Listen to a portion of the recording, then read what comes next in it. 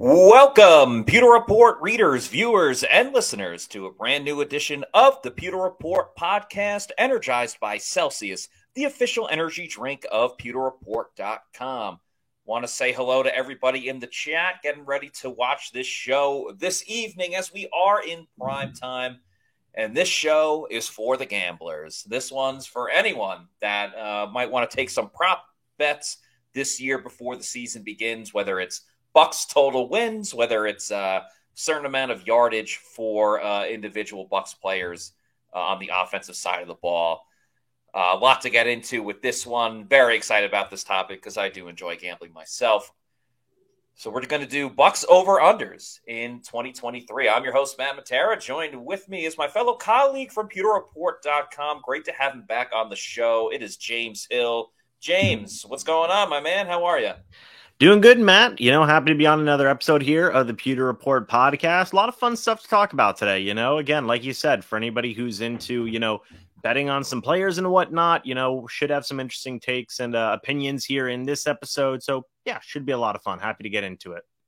And I think what will make a lot of Bucks fans happy is that training camp is coming up very, very soon. I mean, it starts up next week, I believe next Wednesday. There's a couple that are private to the public and just media is available, but don't you worry, pewterreport.com will be right there covering everything, getting our stories out, our videos as well. James does a fantastic job with our YouTube channel, and it's no surprise that we've been getting so many more subscribers, and we're very close to 11K, so please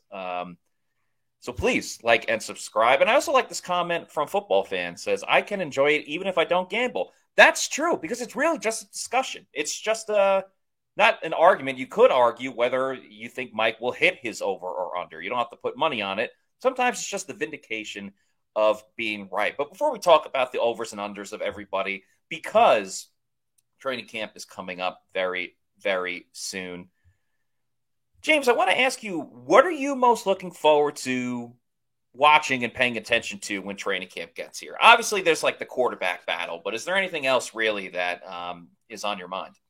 Yeah, I mean, there's a few things. Obviously, we'll probably talk about this in some other videos here on the Pewter Report channel and probably other podcasts as well as we get closer to training camp and whatnot. But the first one, the quarterback battle, that's, of course, going to be a very interesting thing to pay attention to. I think the kicking battle will also be a pretty interesting thing, right? Right now, you have Chase McLaughlin versus Rodrigo Blankenship. Special teams matters in a lot of situations, and the Bucks took a bit of a gamble, moving on from Ryan Succop, the sure thing, who had a good track record with the Buccaneers, recently. Now you've got Chase McLaughlin, now you've got Rodrigo Blankenship, both guys who are still pretty young, have a little bit stronger legs than what Succop had, and that's going to be a bit of a battle. What's that going to look like? Tristan Wirfs moving to left tackle, basically the entirety of the offensive line, just getting shifted around, being new in some way, shape, or form. Folks, the Tampa Bay Buccaneers are going to have a new starting left tackle, a new starting left guard, Ryan Jensen coming back as the team's starting center, a new starting right guard, and a new starting right tackle. Like, that's a lot of change. So that's going to be very interesting. The wide receiver battle after Evans, Godwin, and Gage is going to be very intriguing to pay attention to. On the defensive side, how are young guys going to step up? Jotron Chawinka, Zon McCollum. You have Kalijah Kancey, first-round pick of the Tampa Bay Buccaneers. How is he going to do? Logan Hall going into, a pretty critical year here where he's going to get some more playing time as well. Like, there's a lot of storyline stuff going on that I think is all certainly worth paying attention to. And as Matt said, we're going to have it all covered here on Pewter Report. So make sure that you guys stay tuned in and subscribe if you're new. Yeah, I'm really glad you brought up the offensive line and the concerns, the conversation that'll be going on there, because I was lucky enough to be on WDAE this morning, the Pat and Aaron show. I'd recommend checking it out if you want to listen to that interview. And I got asked about kind of like, not necessarily what am I looking at, but like what kind of concerns me. And I really did, and obviously everyone wants to talk about the quarterback situation, but I really did say the offensive line, I think, is something to pay attention to, something that can really, unfortunately, kind of derail this season, because Tristan Wirfs moving from right to left tackle is sort of the least of our concerns when it comes to this offensive line, which is kind of funny to say, but I think that's more of a testament to Tristan and what he does for this team. Having Ryan Jensen back is awesome. Don't get me wrong. But really the question is, what type of Ryan Jensen are you getting back? Is it the guy that is arguably the best center in the NFL, or is it a guy that struggled in the playoff game last year? Granted, he didn't play the whole season, so it was kind of a big hill to climb. But more than anything else, I mean, the Bucs are going the same route that they did last year with, okay, we're going to draft an offensive tackle, move him to guard, and we hope that it works out. And we're also going to have a new offensive guard on the other side. And the guard that did struggle last season, he's going to be our starting right tackle now. So I think there's a lot of questions to be asked and a lot of fears to have with this offensive line. We've said a lot that it can't get any worse, and that's true because they did have the worst running game last year. But if it doesn't get that much better, then it's still a loss at the end of the day. I think you brought up a lot of good different, position battles. I think the secondary is going to be fun, especially with new guys on the team, especially at safety with Ryan Neal. I think there's a lot of excitement there. And another thing that we haven't talked about a ton is the fact that there's a lot of competitions for who's going to be the starter at this spot, or will it come to fruition, if you will? The one thing where there's a big question mark, even kicker, we know it's the two guys you already mentioned. It's going to be the two of them competing for that job. The nickel slot position is kind of anything is open right now. Yes, there's Dee Delaney. Yes, there's Josh Hayes. But that is, I think, more than any other position, is completely wide open going into training camp.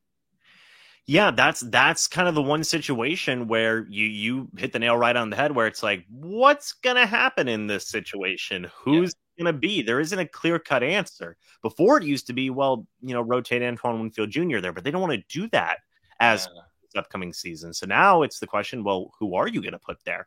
There's been a lot of praise and support for Zion McCollum and, what he's been able to do growing this offseason, and he's certainly going to get a look possibly at that position. You have Dee Delaney, a veteran. Matt, we've talked about it at OTAs and whatnot. He's been a guy who's been getting some work at that nickel position as well. He's a guy that's certainly got some experience there. And they've also got some younger guys that can do some things in there as well. So, obviously, Josh Hayes was drafted. He's going to have a little bit of safety, a little bit of nickel experience. There are a couple of guys, but if there was one position, right? And I know, obviously, there is now kind of a time where it's are you going to add some type of veteran before training camp? Maybe during training camp, are you going to add a guy? I would say nickel corner specifically is one of those ones to maybe pay attention to, because if some of those young if some of those, second, third year guys aren't necessarily getting the job done, or maybe they need a little bit more time to grow, or maybe that's not even just the right fit for them, maybe you do look to the veteran market at that point. Yeah, I'm with you. I think safety or nickel would be the other spot where you want to get that nickel, or really just a veteran player in there. Logan Ryan, of course, comes to mind because he was here last season. So that's something to keep in mind of. We don't want to dive too deep into it because we do have a couple more podcasts to get through before training camp, but we might dive a little bit further into all of this on another show.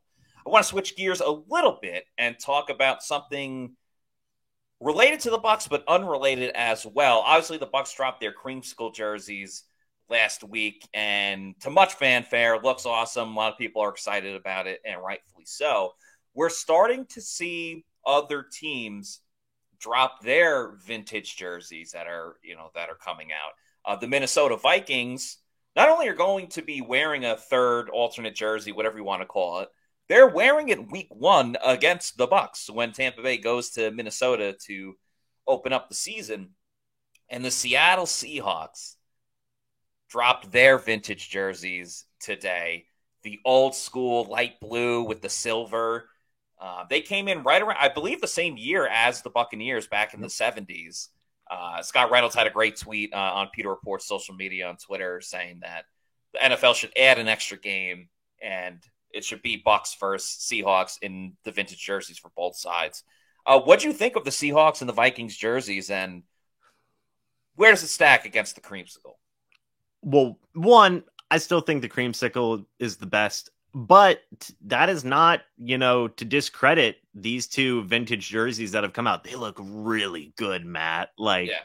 They just look great, and I do think it's pretty cool to see the Vikings. They used to be in the same division as the Bucks, by the way. Yeah. Whenever the Buccaneers first came into the league, it was the NFC Central, I believe. Mm-hmm. So that's kind of a cool historical thing for me. I like that. I think that that's a pretty cool thing. Seahawks jerseys, like you said, Matt, just some really cool history there as well, revolving around the Bucks. They came into the league the same exact year, 1976.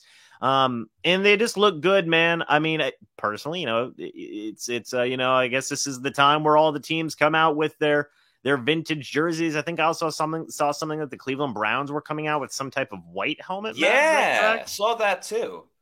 Yeah, so I guess past week or so, week and a half, 2 weeks is the time where all the teams are coming out with their jerseys and whatnot. Thankfully, the Bucks were the team that got to it first, but I always love seeing throwback jerseys, man, and different variations of helmets and whatnot. It's always a fun time.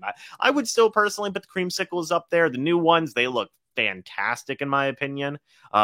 Just small things, right, done to the jerseys to kind of update them in some ways. And you're seeing that with the Vikings and the Seahawks too, where it doesn't look plain or anything. It looks like a modern, it sounds weird to say, but like a modern throwback, where it's stylized in a bit of a modern way with, current different types of materials and whatnot being used, but it still has that old look. And I think it all looks really good, man.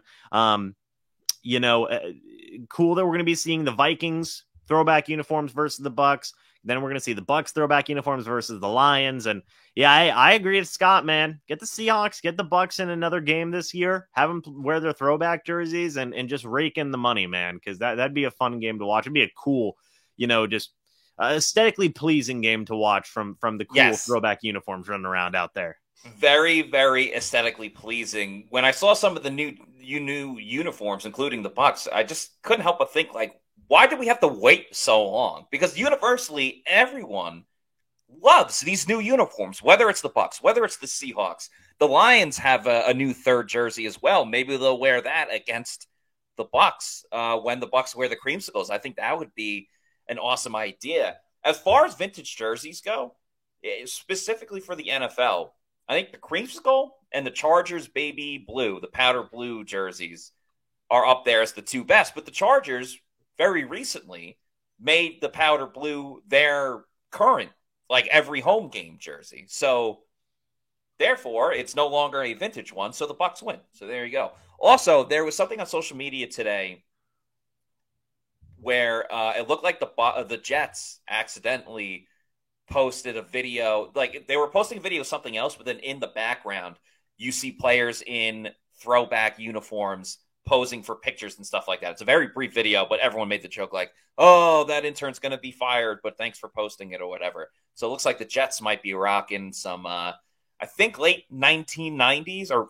early 1990s throwback jerseys. That would be cool. Or maybe go back to, the Joe Namath days back in the late 60s, whatever, kept those jerseys going. But yeah, the more vintage, the better. The NFL loves making money, for better or for worse, with some of the adjustments they make. So either way, all good. All very, very fun stuff. And it'll be very, very fun to see some of your favorite Buccaneers rocking the creamsicle this year. It'll be a lot more fun if they hit the over on a lot of these prop bets that they got going on. So we're going to start with the greatest offensive player in Buccaneers history. That, of course, is Mike Evans, number 13. So just to pull back the curtain, I guess, for everybody real quick, the prop bets are still kind of rolling out because we are in July, and the closer we get to the season, the more the individual prop bets come out because there's so many different variables and intangibles.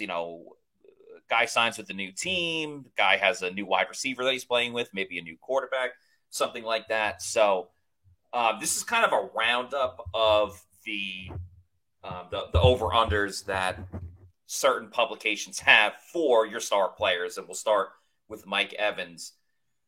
But I got to be honest, James, when I saw this over-under for Mike Evans, my eyes nearly shot out of my head because I could not believe it.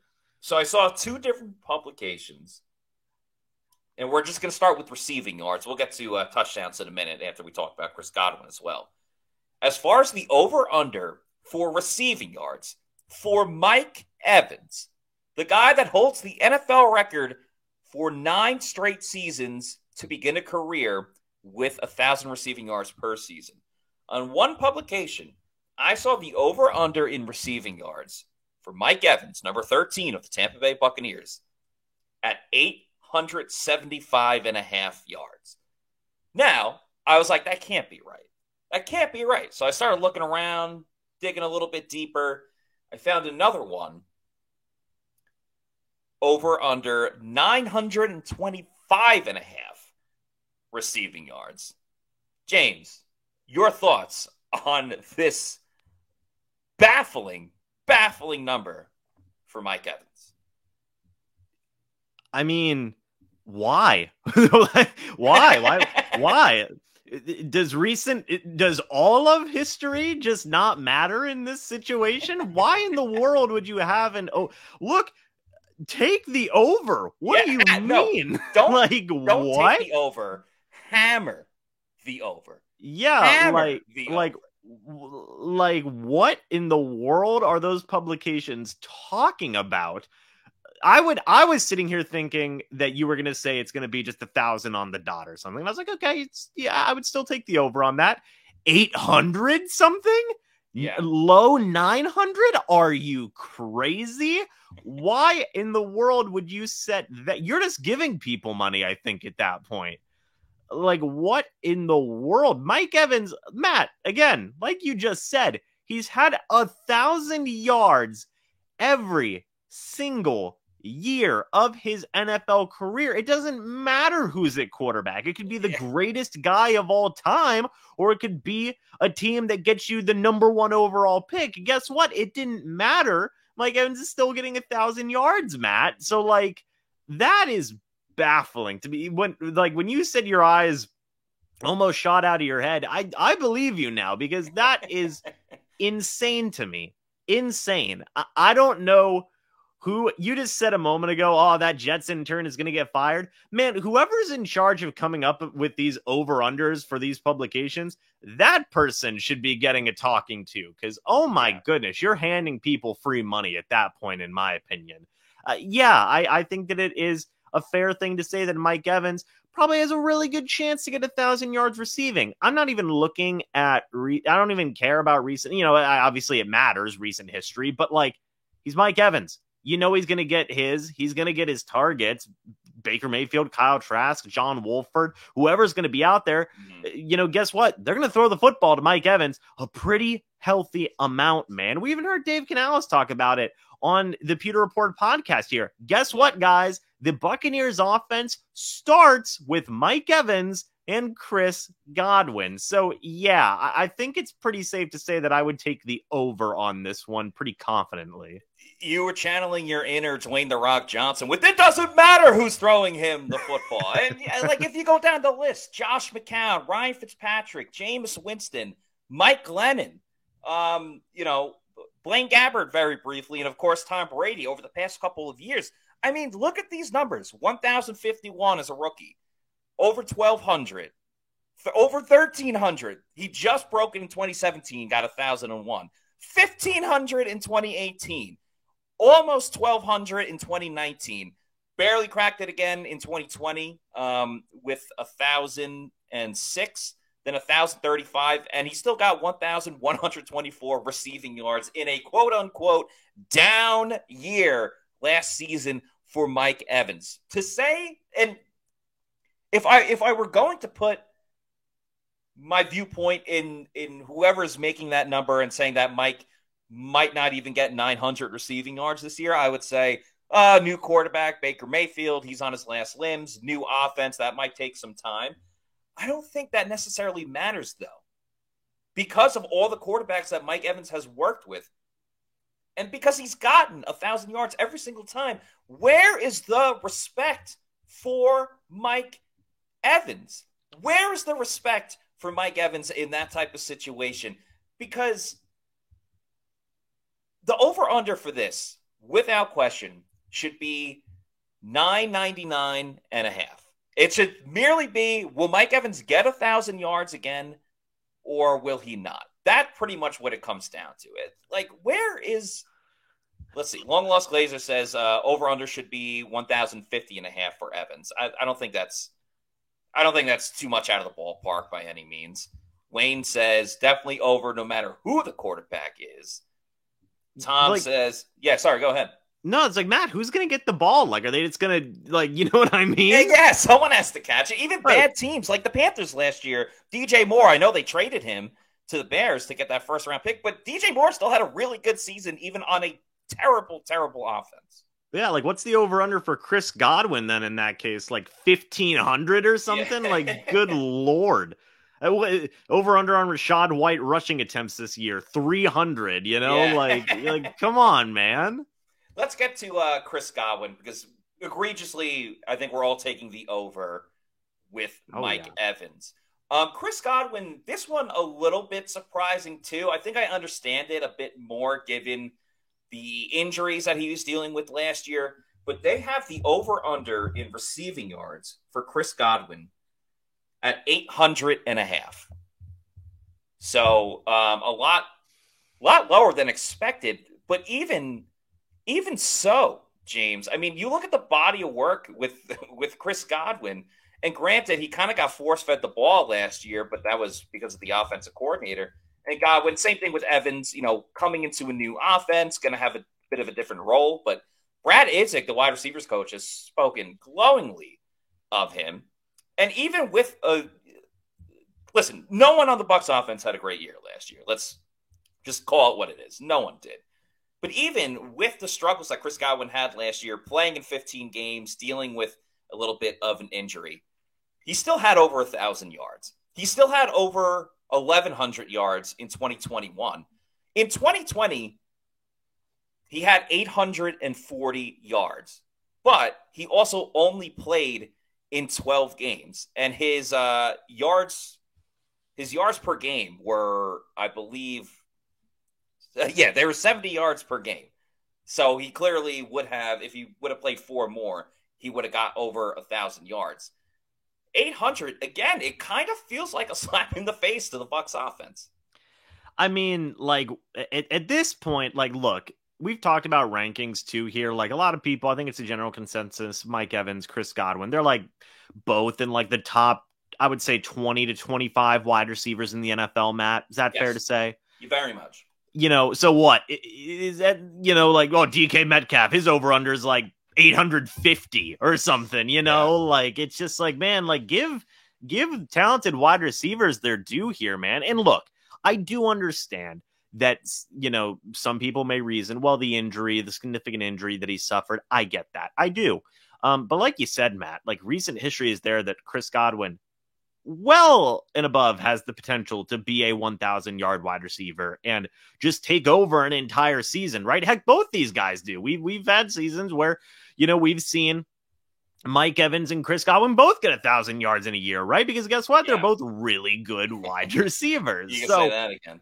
It was 800 flat, right? Yes, 800 and a half. So essentially, if he gets 801, he covers it.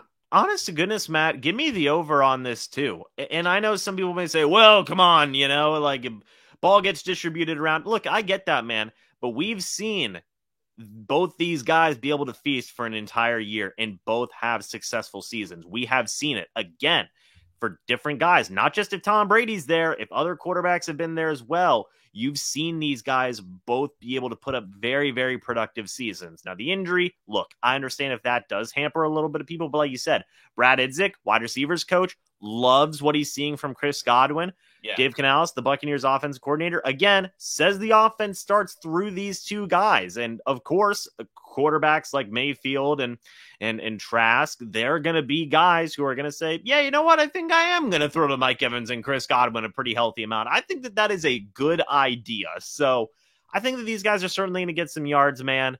Again, give me the over on that too. I will say, like you said, not as like eye-popping as the Mike Evans one, in my opinion, because I do understand there is some concern there with the injuries and whatnot, but I'd still probably take the over and feel relatively good about it. The only time in Chris Godwin's career that he didn't reach what would be his over of this year was his rookie season in 2017 when he had 525 yards. Outside of that, he's reached 1,000 yards every year except for 2018, which he got 842, so he still would have hit this over. And then the 2020 season, which we talked about, he only played in 12 games and was still averaging 70 yards per game. I do want to keep it in context. I'm trying to look up some of the star wide receivers in the league, what their over-unders are. Sure. Devontae Adams, I'm seeing pretty much 1,300 yards. That's his over-under? Yeah. I see 1,200. It varies because you're looking at a couple different sites. I see 1,200. Sure. I see 1,299 and a half. I see 1,250 and a half and 1,275 and a half. So pretty much that 1,200, 1,300 range. Brandon Ayuk, who, the like real data-driven people and people love Brandon Ayuk for whatever reason. I think he's a really good wide receiver, but everyone thinks he's like the next Jerry Rice, maybe because he plays for San Fran. Ayuk, his over-under is 800 and a half, so on that same level as Chris Godwin. Terry McLaurin, I'm seeing the highest I'm seeing for him is 950 and a half. Tyreek Hill, 1,250 and a half, 1,300 as well. Keenan Allen, 875 and a half. Oh, another one just popped up for Mike Evans, 950 and a half. Now, 950 and a half for Mike, I think, is like a fair argument. A fair one. That's a fair one. Yeah, but that one just popped up. Let's see. Anyone else? Calvin Ridley, I feel bad even saying him because he got suspended for gambling. Yeah. Yeah. Let's see. Stephon Diggs, 1,200 and a half. So it's interesting. It's interesting. Yeah, especially because, we keep my Cooper Kupp 12-24 and a half. Let's find DK and Tyler Lockett. They don't have it in order. So they're essentially saying that Brandon Ayuk and Chris Godwin are just going to have the same year. Yeah, basically, which is that's a pretty interesting take, from the over-under community on there. Yeah, very much. Justin Jefferson is 1,250 and a half. Sorry, and DK Metcalf, I'm seeing 950 and a half. So those are some of the star players in the league. A lot of them are surprisingly. Again, I'm not the biggest over/under guy in the world, but like Matt, in your opinion, some of those seem kind of low to me, right? I felt the Devontae Adams one was fair. The Cooper Kupp one I think was pretty fair. Mm-hmm. Ayuk I thought was very low. Mike and Chris obviously I think is egregiously low. I didn't see Justin Jefferson on there. But you said he had 1,200 on there, something like that. Did I? Okay. Sorry, yeah. There's a lot of names on this list. Like McLaurin, I think, is at 950, something like that. Yeah, that felt a little bit low. But I'm curious with McLaurin if that is more of the product of like just Washington's situation and their quarterback situation. But that's actually what I was going to ask you as well. I wonder if those over-unders are a product of like Baker Mayfield and what's going on with him. What do you think of that? Possibly. I mean, Devontae Adams has Jimmy Garoppolo throwing to him. So that's kind of something to consider. Yeah. Keenan Allen's got Justin Herbert thrown to him, but he's had some injury issues. So maybe that's the big thing that they take into account. Yeah, I mean, it could certainly play a role in that, right? Be it Baker Mayfield or Kyle Trask, whoever's going to be the starting quarterback. Maybe that is something that is taken into account. But Matt, wouldn't you think then in that case, like those guys would target the top guys to be as efficient and productive that they can be, right? Like that's what we saw from no discredit to these guys, but when the team wasn't very good, when you had Josh McCown and Mike Glennon slinging the football out there, getting tons of targets to the top guys, because that's who you're going to focus on to get the football to your best players that are out there, so you can kind of put up the best stats you can as a possibly middling quarterback. So like that's where it's a little strange to me, right? That's where it's strange to me. It's so funny you say that, because I was watching recently just a YouTube highlight video of like Calvin Johnson, best plays and things like that. And his quarterback was Matt Stafford, obviously. And Matthew Stafford is considered one of the, best quarterbacks in the league when fully healthy. And I agree with that. I'm not trying to bash Matthew Stafford here. But I couldn't help but think as well, man, like all you had to do was just, there was catches where there would be two defenders on Calvin Johnson, and it's a jump ball, and Calvin Johnson's the guy that ends up with the catch. And I'm like, that's not a great play by Matthew Stafford. That's just him taking advantage of having arguably one of the greatest receivers in NFL history, and that's why he's a Hall of Famer. And it led me to think, as we're talking about it right now, it led me to think about Mike Evans specifically, for all the quarterbacks you mentioned, and I think Jameis Winston benefited from this. I think Johnny Manziel, going back to Texas A&M, benefited from this. Just going, screw it, Mike's open somewhere, and just chucking it deep. I remember, one of the most famous plays by Jameis Winston was a home game, I believe, against the Bears, where he avoided like 2 or 3 sacks, where he would have got sacked in the end zone and chucked it up, and Mike Evans came down with it and made the and made the big play. So Mike Evans has bailed out a lot of receivers before. A lot of quarterbacks before, and will probably do so again with Baker Mayfield. I want to talk about Baker in just a moment, but to kind of put a bow on Mike Evans and Chris Godwin, the over-unders for their touchdowns is a bit surprising as well, especially Mike's. Mike Evans' over-under on touchdowns is 5.5, and Chris Godwin's is 4.5. Now, Mike had 6 touchdowns last year. Before that, the previous 2 seasons, he's had double-digit numbers. Chris didn't really have a ton of touchdowns last season.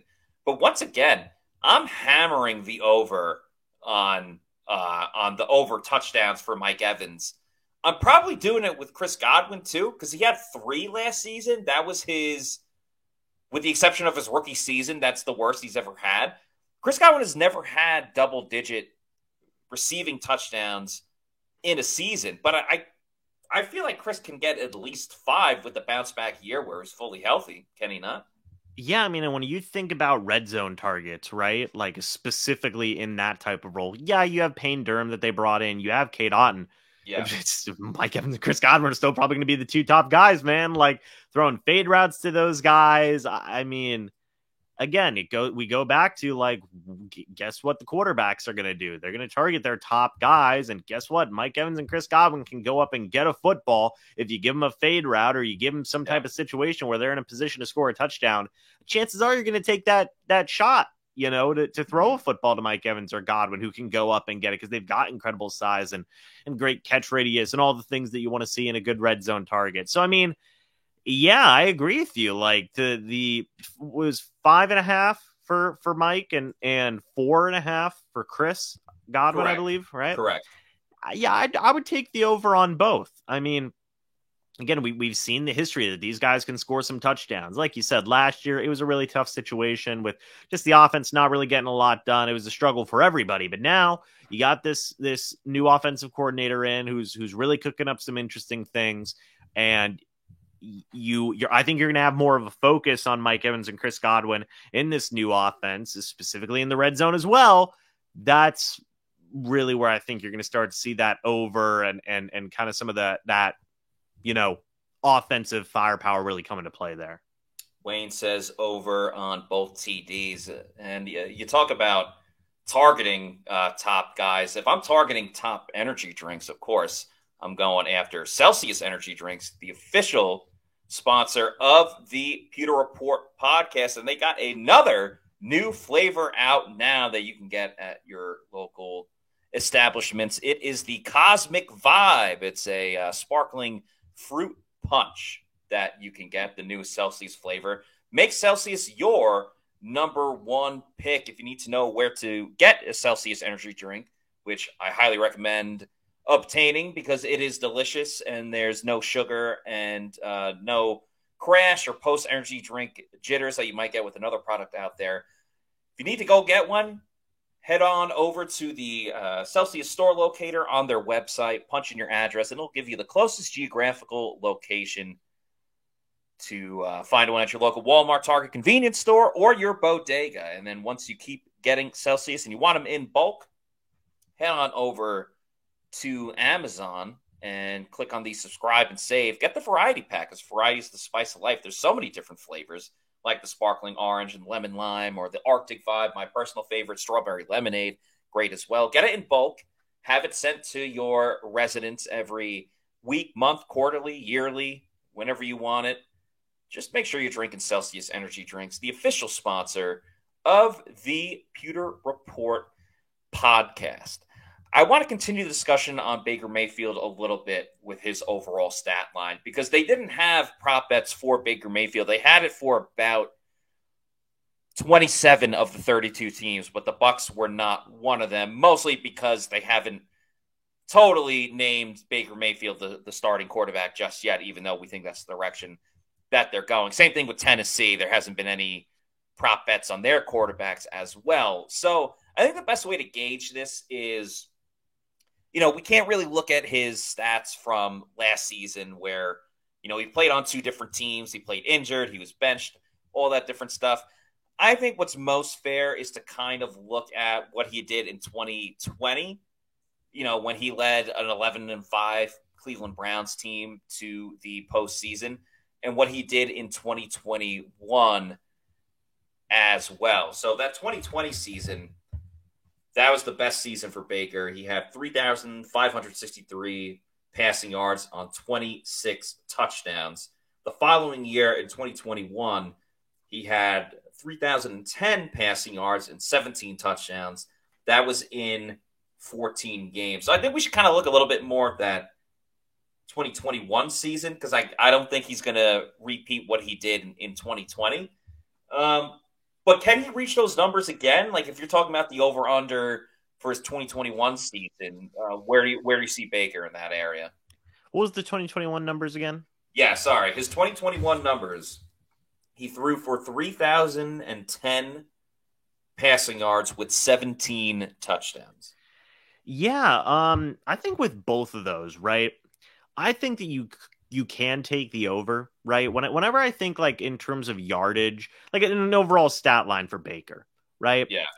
3,500 to 3,750 yards feels like a decent spot for Baker, I think, right? This upcoming year, if things really do go well and he's able to really bounce back, 20 to 24 touchdowns, I think is also pretty fair, right, Matt? I think that is a pretty fair stat line if things go good for Baker, right? He's got some good weapons around him. The offensive line, again, that's a big old experiment going on. But he's got the talent there to put up those types of numbers, I think, right? So you can put up, Brady numbers where Brady was throwing for like 4,000 something yards and however many touchdowns, like 40 touchdowns or something like that. No, he's not. Yeah. But very few people can. But I do think he can put up some good numbers for Baker Mayfield, right? And overall be a pretty overall fine quarterback if things do go well. Yeah, for this one, I mean, if you kind of compare it to, and you don't want to just be, a box score watcher, but if you compare it to the stats of quarterbacks last year, if Baker throws for 3,000 yards, that would put him like 18th overall in the NFL. Like Davis Mills was the last guy to throw for 3,000 yards on the list. He threw for 3,000. Matt Ryan actually was the last one with 3,057. Mac Jones was in at 2,997. Do I think Baker Mayfield can throw for more passing yards than Mac Jones, Matt Ryan, and Davis Mills did? Yeah, absolutely. So I think I would take the over on that. I don't think I would take the over on his 2020 stats when he got to 3,500. I think I would take the under there.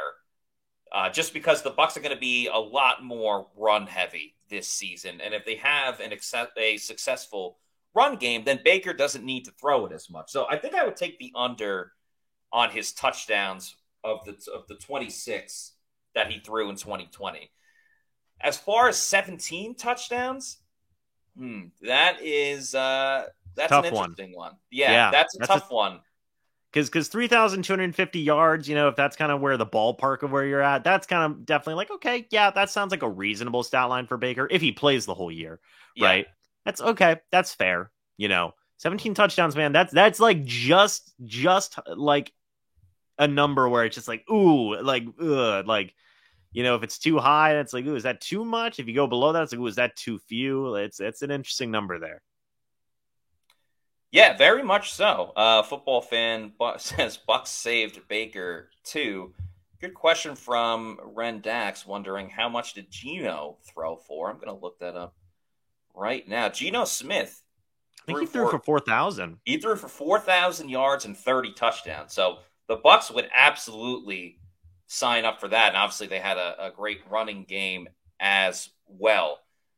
Maybe that's something to keep an eye on, because I feel like I personally have fallen into, you buy into what Dave Canales is selling, and he's very convincing, and you watch it at practice too, and you see what he's talking about, and you see the motion and the changes, and you watch that part of it, and you're like, all right, this looks pretty good. But that doesn't erase everything bad that Baker Mayfield did as well. And then you factor in the whole Geno Smith thing. Another good point from Ren, then that's the bar. If that's the bar, I think I would take the under on both. I would take the under on both. Yeah, because that's a career year by Geno Smith. And, Baker absolutely can, with the talent that he has around him, absolutely has the potential to go out and do that. I don't necessarily know if Baker... I'm going to tell you right now, if Baker were to hit those numbers, he's getting a bag. I mean, he's getting that Geno contract. Yeah, he's getting a bag, man. But Matt, the question remains though: would you take the over or the under on that 17 touchdowns? Oh man, life's too short to bet the under, so I'm gonna take the over. Over. I would take under like 26 touchdowns though. Anything, yeah. So I think that should kind of be the baseline for him. Let's move it on over to running back now. Okay. Everyone's favorite RB1, Rachaad White, getting his first opportunity to be the number one running back on this team. Rachaad White, his over-under for rushing yards, he comes in at 800.5 rushing yards, and his over-under for touchdowns is 4.5. Now, keep in mind, James, he had one rushing touchdown last season, and in total, the Bucs had, I believe, 5 rushing touchdowns. That's so bad. That's so bad, man. Let's see. 5. Yeah, 5 rushing. Leonard Fournette had 3, Rachaad White had 1, and Tom Brady had 1, presumably on a QB sneak. That is so bad. Yeah. Well, first on the touchdowns, right? I'd probably give it the over. Right now, as it stands, I don't think the Bucs necessarily have like a typical goal line back, right, Matt? Yeah. I think you look at it, and when I think of a goal line back, I think of just a big old bruiser, right? Right now, the Bucs don't necessarily have that, or they don't have a definitive guy in that role. Which means Rachaad White could certainly get a lot of opportunities there at the goal line if they are at the goal line, and definitely score some touchdowns up there, right? And obviously, the Bucs are going to be running the football more. For me, it's close, right? I would probably slightly take the over on rushing yards, right? When I think of Rachaad White and what he can do this upcoming year, is it going to be a 1,000-yard rusher? Certainly possible. 900, maybe 875, maybe 950, something like that. That seems like kind of the ballpark of where I'm at right now with Rachaad White. Could certainly be a 1,000-yard rusher. I also think that they would want to see some other guys get some work in there as well, like Chase Edmonds, maybe a little bit of Keyshawn Vaughn as well. But I would still take the over on both, Matt. What do you think?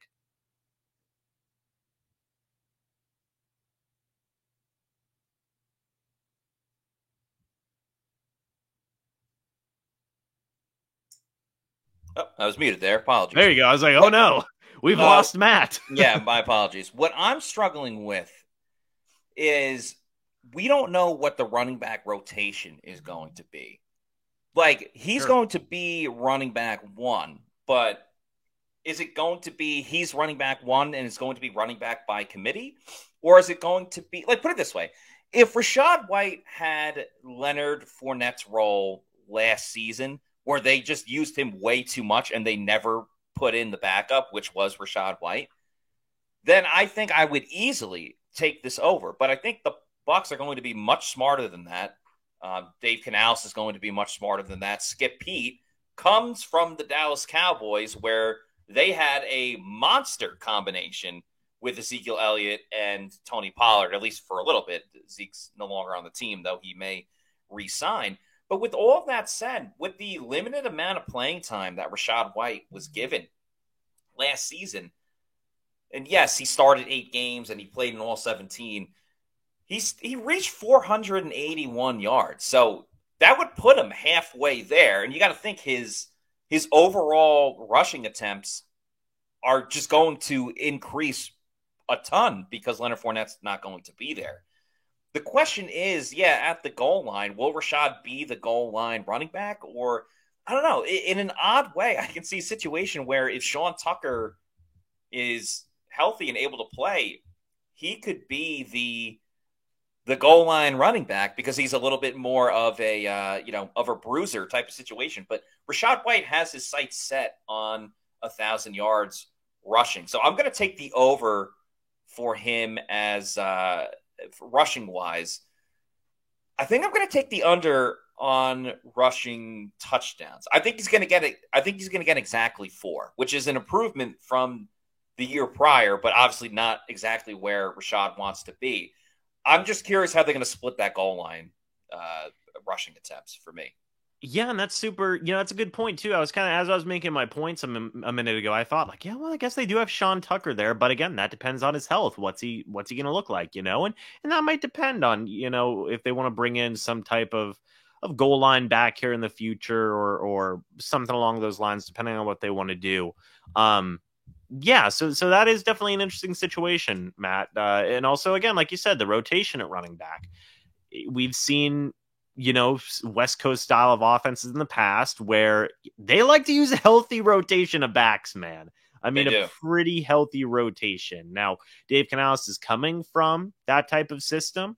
What's that going to look like? It's going to be interesting to see. They do want to run the football more, though, and that matters, certainly. I mean, you obviously cannot get worse than what the Bucs did last year. But we'll see ultimately. Is Rachaad White their number one guy? Yeah, for sure. But does that mean he's going to get every single carry under the sun, like you were saying, like what Leonard Fournette was getting in the past? Don't know. That remains to be seen.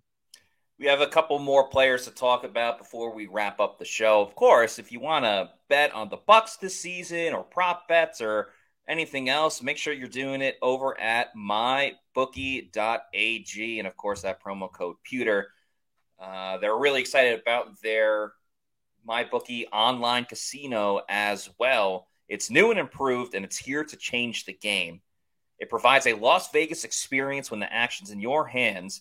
The best part is you don't even need to leave your house or wear pants, even though I would recommend doing so. Your adventure at the MyBookie Casino begins today with a generous sign-up bonus using the promo code Pewter. That's PEWTER. They have great loyalty programs that include rewards of free spins, cashback offers, and exclusive VIP perks. So the more you play, the more you win. Play anytime, anywhere with the MyBookie Casino. You can also get up to $1,000 with your first deposit bonus with the promo code Pewter, PEWTER. So even if you learn from Plant City Math, you know that is a heck of a deal. So go to mybookie.ag, use that promo code Pewter. We're going to talk about a very polarizing man up next. He is a wide receiver, skipped over him briefly, but Russell Gage, his overall over-unders, they didn't have touchdowns for him. They did have receiving yards. His over-under for receiving yards, Russell Gage, was 475 and a half. What are your thoughts on that number? You know, this is going to be the first instance where I think I might take the under, Matt. And it's an unfortunate thing, right? I don't think it's a knock on the ability of Russell Gage. Unfortunately, I just don't know if the guy can stay healthy right now, right? And he's been dealing with so many nagging injuries since the Tampa Bay Buccaneers signed him. Even now, he's been held out of some workouts due to injuries and whatnot. The ability is there with Gage, right? That's not necessarily a point of contention, right? It's just all a matter of, can the guy stay healthy, right? He was dealing with so many different types of injuries last year that just really affected what he could do for the team, right? And I worry if that's going to be a similar situation this year for Gage and the Tampa Bay Buccaneers, since we've already seen some evidence of dealing with some nagging injuries. So it's definitely something worth paying attention to. Probably put him in the ballpark somewhere around 450, something like that. Also, it's going to be a little bit of a different offense as well, Matt. Yes, the offense is going to start with Mike Evans and Chris Godwin. Yes, we've seen Dave Canales and Brad Idzik give a lot of praise for Russell Gage. So I think he will certainly get some opportunities there. But again, you just got to think about some injury history there. And I think there is a little cause for concern. I'm actually going to take the over for Russell Gage just because he had over 400 receiving yards last season, and I think we're all in agreement he was kind of abysmal, last season. So he was already there with playing so poorly, and yeah, this injury isn't so great, but the coaches absolutely love him and have spoken about him when we haven't even asked about Russell Gage. So sure. I think they have plans in mind for Russell Gage, and it is kind of a do or die season for him, given that they already restructured his contract. So we'll see what's up. I believe, right? Yeah, he took a pay cut, and if he doesn't perform, and someone like Trey Palmer does, they may just cut him after this season. The next guy I want to talk about, and we're not going to get into rookies like Trey Palmer and sure, and Sean Tucker if he's able to play, or Payne Durham, just because they're rookies, the projections, it's a little bit all over the place. But we can talk about Cade Otton, who I think built a solid foundation last season. But overall, he had, what do you have? He had 391 receiving yards overall, 65 receptions, and 2 touchdowns. I think he'll get more than 2 touchdowns this season. I think just playing more, he's going to get more, receiving yards than he did the year before. So I'm going to mix this question up a little bit. His personal best last year in terms of receptions in a game was 6 receptions. Do you think he has a game this year where he gets over 6 catches in a game? Ooh, I'm going to say no. I think 6 catches is a lot. For most players, right? 6 is a pretty good amount. I think he can certainly get to 6 again in a game. But I don't think he's going to get over. That's where you start to see the top guys getting 8, 9, 10 receptions, right? That's, if you were to tell me Mike Evans or Chris Godwin, I'd say, yeah, easily over on that. Mm-hmm. Cade, good young tight end, right? But see a guy that's going to be targeted enough to where he's going to get over 6 catches in a game? I don't know. I don't think so. Still think he'll have a pretty solid season this upcoming year for sure. Obviously, he's the number 1 tight end in the room. But 6 catches is a lot, So I'm going to say I could definitely see him hitting that number a couple of times, but 7, 8 catches, that's a lot, man. It really is. I think he would get 6 in a game again, but I can't see him going any higher than that. Obviously, if he were to, everybody would absolutely love that. Before we wrap up, we're going to talk defensively real quickly, because in terms of, you could do a prop bet of who's going to have the most sacks across the NFL, and the only buck on the list was Shaq Barrett at plus 8,000. So if you bet $100 on Shaq Barrett to have the most sacks, out of anyone in the NFL, you will win $8,000. Shaq obviously tore his Achilles last year. The season before that, he had 10 sacks on the season. So let's set the over-under for Shaq at 9.5 sacks. Can he get to double digits this year, given everything that he's gone through and, moving into this season? Oh, it's tough, Matt. I'm honest, I could see him hitting 9.5. You know what I mean? And I think that'd be a solid year for Shaq. Yeah. Right? Hitting 9.5. I could also see him just squeaking out double digits, right? 10, 11, something like that. Because point blank, he's going to be the top pass rusher on the Tampa Bay Buccaneers this upcoming year, right? Certainly the guy with the most experience, at least in terms of, of outside linebackers, edge guys, defensive linemen, Shaq's going to be that guy, to kind of lead that group. Devin White will be there as well. And I've talked about him before and his, presence as a pass rusher on this Bucs offense. That'd be a fun over-under as well, by the way, to see, Devin White and his sack numbers. Yeah. 9.5, man. What is it called whenever you just take push? Is that whenever you just take the number itself? Well, yeah, but the number would have to be 9 or 10 because 9.5, you're either betting over 9.5 or under 9.5. You can't get. Okay. Oh, I guess with sacks you can get 9.5. Every other stat with a half. Yeah, yes, you can. With sacks, it would be a push at 9.5. I'm gonna say push then on that. All right. 9.5 is a solid number for Shaq. I think it would just be a number 2 where he'd probably be the top guy for sacks for the Bucs that year. So I'll say push on that. 9.5 seems like a pretty solid number for Shaq. What do you think, Matt? The problem is he playing from week 1 or is he not returning until week 3 or 4 or 5? Right. Because if that's the case, then I don't think he can get to 10 sacks. There's also the element of if he returns week 1, when will we see the Shaq Barrett that we all know? Does he need a couple of games to get the reps and get it going? If that's the case, then I think I got to take the under. I still think he can get 9, but I think it's going to take a couple of games for him to really ease into it, which I think is going to be kind of tough for him. But if you are trying to buy or sell a house and you want to make it easy, make sure you go to our new sponsor of the Pewter Report podcast, Eric and Caitlin Gross. They help you out with an amazing home buying experience. The Eric Gross Group. They are Eric is a huge Bucs fan, lived in Cincinnati, but he's coming back to Tampa and going to be watching a lot of Bucs this year. So go to www.houseinflorida.com. See how they can help you, what they have to offer. Eric and Caitlin Gross, the Eric Gross Group Realty. Very excited to have them on as a sponsor of the Pewter Report podcast. Check out Eric Gross Group Realty.